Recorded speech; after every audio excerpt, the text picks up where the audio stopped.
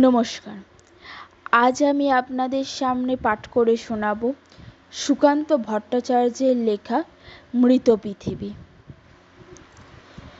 পৃথিবী কি আজ শেষ নিঃস্ব? ক্ষুধাতুর কাঁদে সারা বিশ্ব, চারিদিকে ঝরে পড়া রক্ত, জীবন আজ উত্তক্ত। আজকের দিনে নয় কাব্য পরিণত আর সম্ভাব্য, ভয় নিয়ে কাটে দিন নিত্য, জীবনে গোপন দুর্বৃত্ত। তাই তো জীবনে আজ রিক্ত, অলস হৃদয় শ্বেতসিক্ত। আজকের প্রাচীর গড়ার ভিন্ন পৃথিবী ছড়াবে ক্ষতচিহ্ন, অগোচরের নামে হিমশৈত্য। কোথায় পালাবে মরুদৈত্য? জীবন যদিও উৎক্ষিপ্ত, তবু তো হৃদয় উদ্দীপ্ত। বোধহয় আগামীর কোনো বন্যায় ভেসে যাবে অনশন অন্যায়।